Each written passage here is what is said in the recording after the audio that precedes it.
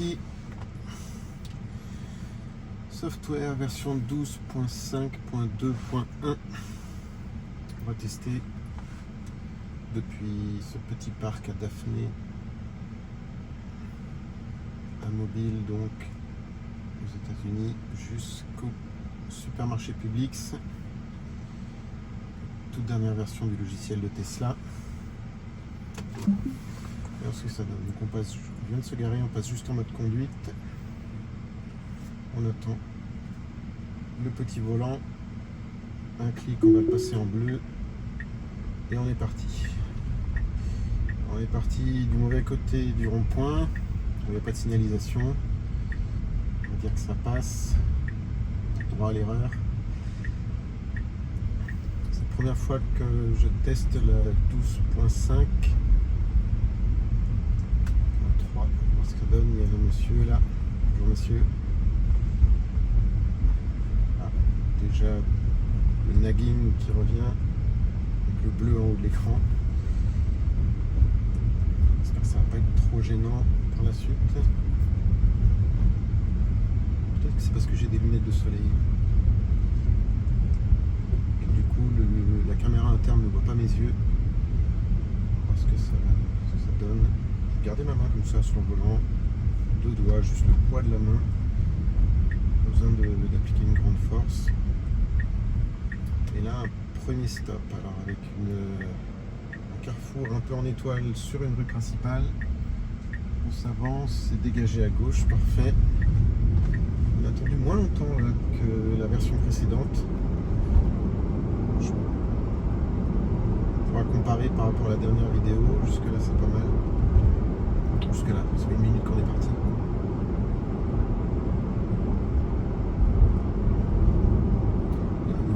On est bien, c'est limité à 35, on roule à 42, sachant qu'aux États-Unis on s'est toléré jusqu'à 10 ou 15 miles au-dessus de la vitesse.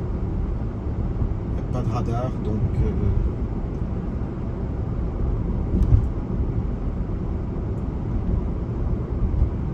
c'est pas très grave si on dépasse.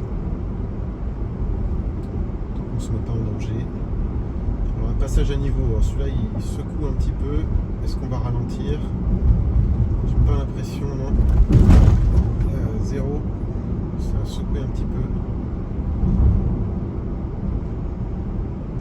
Si j'avais conduit, je serais passé à gauche. J'aurais fait un petit crochet pour éviter les rails.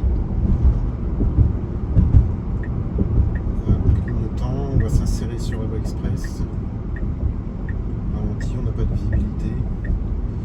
Et là, il va falloir prendre de l'élan parce qu'on est à 35 miles à l'heure, on doit arriver à 70 miles à l'heure au bout de la ligne droite.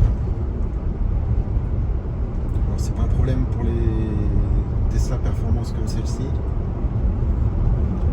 Gardez la main sur le volant. J'espère qu'on va s'insérer avant.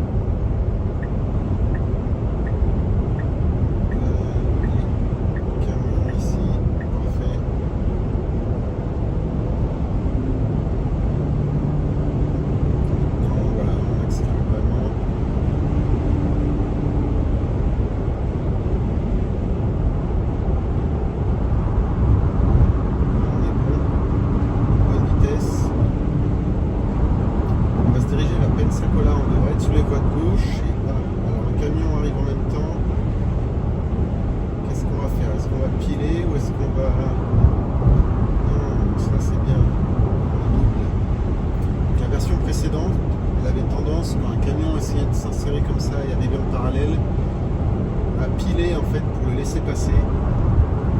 Sachant que dans le code de la route, on ne lui doit pas le passage, c'est à lui de gérer sa vitesse pour s'insérer. Évidemment, si on peut, c'est mieux.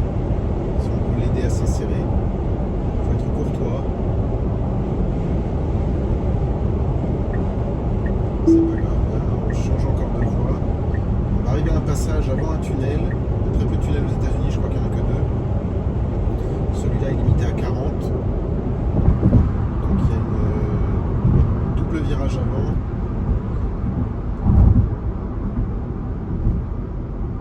Et on ralentit bien, très bien. On ralentit doucement, et ça c'est très agréable. La version précédente précédente avait tendance, encore une fois, à être un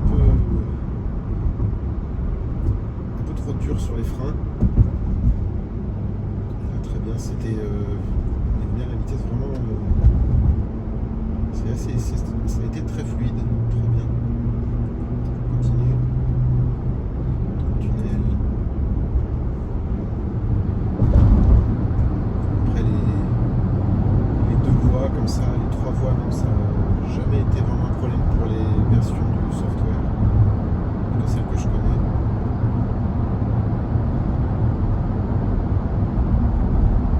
On va jusqu'à notre destination. S'il se passe quelque chose, s'il se passe rien, on avancera.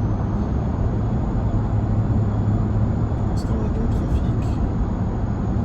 On gère les vitesses, je vais regarder. Le pilote, on est en assertive.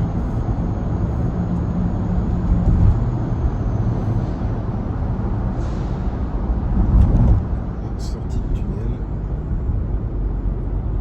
Rien à dire. Est-ce qu'on va bien reprendre notre vitesse de nagging? Est-ce qu'on va bien reprendre notre vitesse?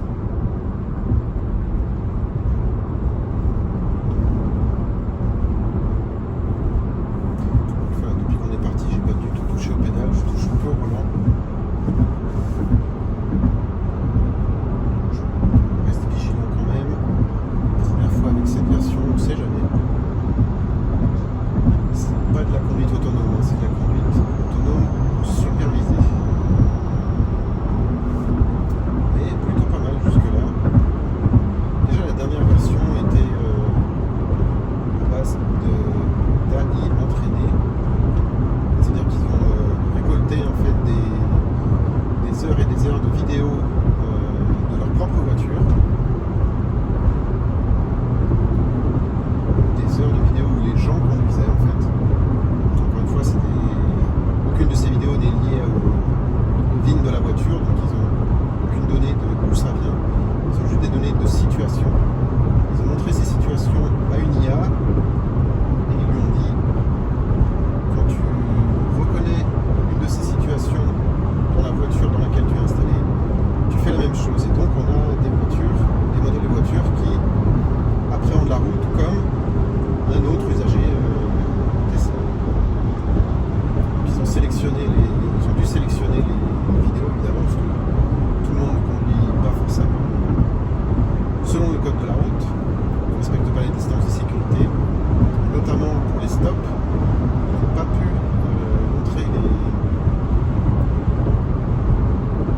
n'ont pas pu valider une des premières versions avec AI. Je crois que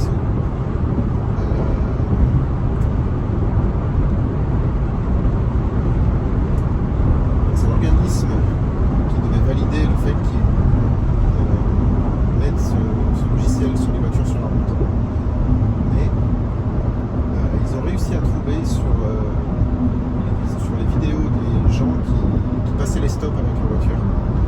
Ils ont trouvé, je crois, 3 ou 5% des gens qui respectaient les stops. Et donc ils ont entraîné l'AI sur ces 5% de gens. Le problème est que les gens aux États-Unis glissent les stops, c'est-à-dire qu'ils ralentissent mais ils ne s'arrêtent pas, trop peu. Donc il a fallu trouver des vidéos de gens qui marquent le stop comme le demande le code de la route. Ce qui n'a pas été facile. Là on ralentit, parce qu'on a le Jeep qui vient de se mettre devant. C'est très bien.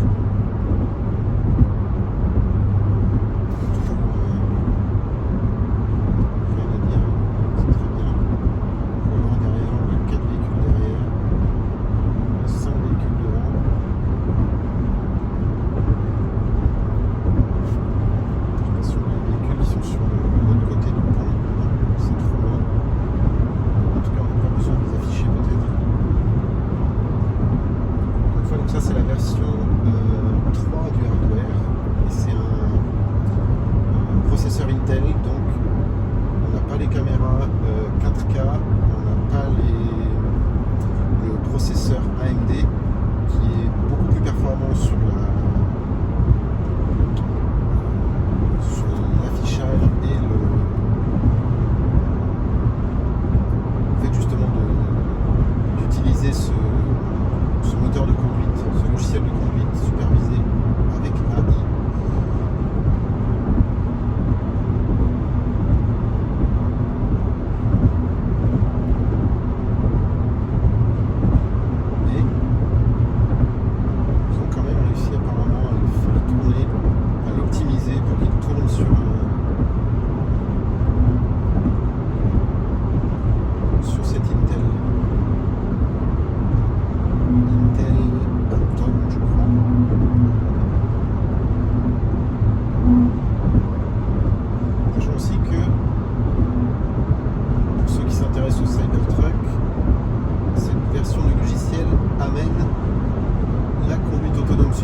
Sur les Cybertrucks qui auparavant n'étaient pas du tout on va dire, calibrés pour la conduite autonome. Donc, désormais, quand on croisera des Cybertrucks, on pourra se dire qu'ils sont pas en autopilote supervisé. Il faut toujours dire autopilote supervisé parce que pas induire les gens en erreur. Les Tesla ne sont pas en autopilote. On n'est pas à un stage de conduite de stage 5. Sur le stage 0, c'est une voiture qu'on conduit entièrement. Et plus on rajoute des aides à la conduite, plus on est jusqu'au niveau 4. Et quand la voiture se conduit de manière entièrement autonome, on est au niveau 5.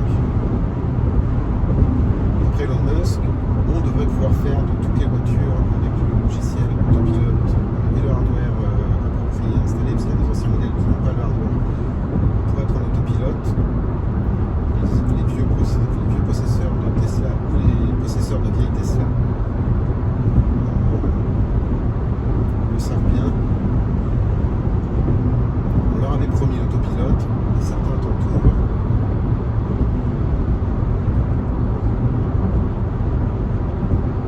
Et donc Elon Musk avait annoncé que les Tesla pourraient être des taxis.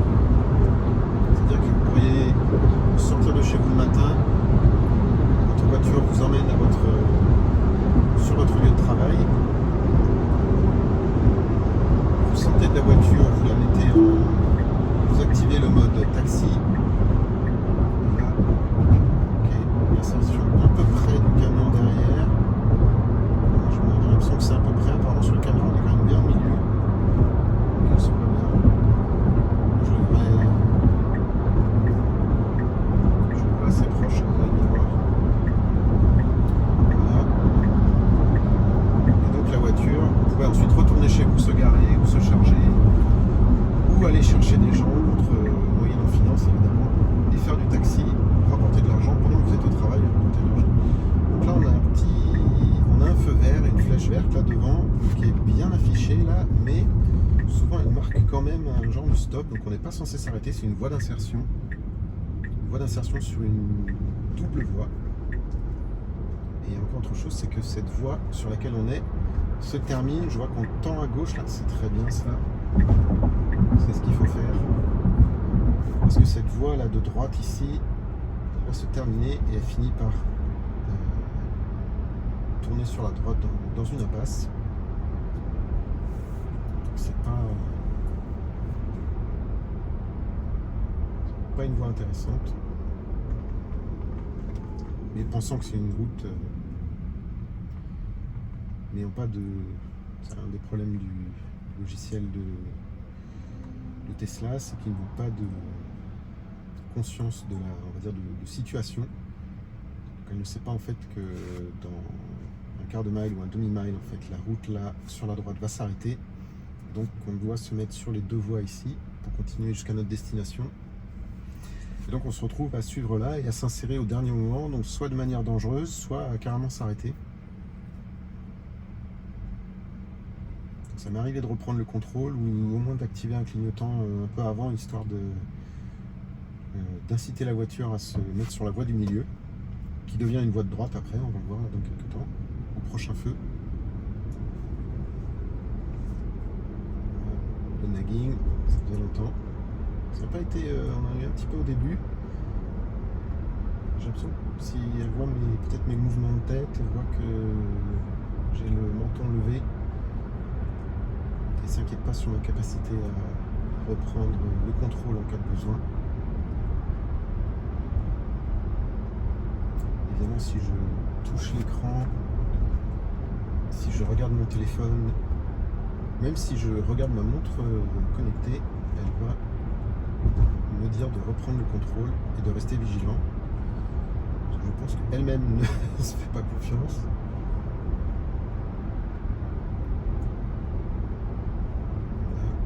Voilà. Qu'est-ce qu'on fait? Ça ralentit, ça tourne à droite, très bien. On va rester sur la voie de droite. On va jusqu'à un magasin, jusqu'à là, aucun souci. Le nagging, j'ai regardé sur ma gauche un peu trop longtemps. On va tenter, tiens, je regarde à gauche. 1, 2, 3, sans tenir le volant évidemment. 4, 5. Est-ce que c'est considéré? Non, ça n'a pas l'air de gêner. Le nagging a changé apparemment, une autre Tesla. Y Performance. Très chouette en noir. Mais bon courage à toi pour l'entretien. Je crois que les retours sur la peinture noire sur les Tesla est pas très bonne. Ils ont tendance à grisonner au fur et à mesure des lavages.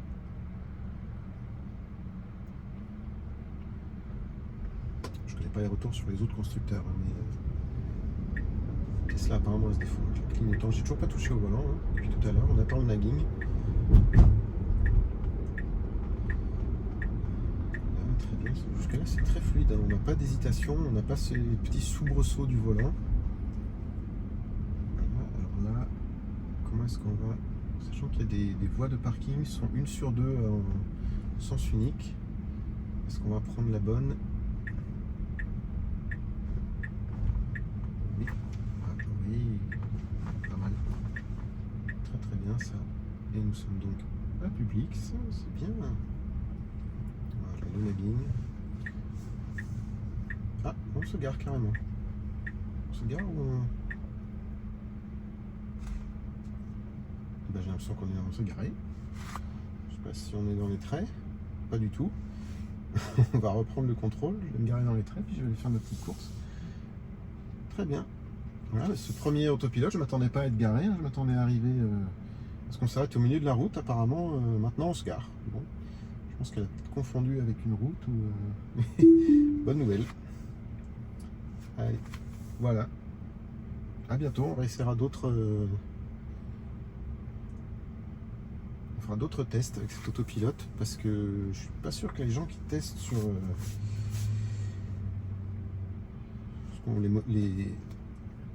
ce qu'on voit sur X sont vraiment sur des routes très difficiles. J'ai eu beaucoup d'erreurs sur mes versions précédentes d'autopilote. J'espère que ce sera corrigé. On verra ça.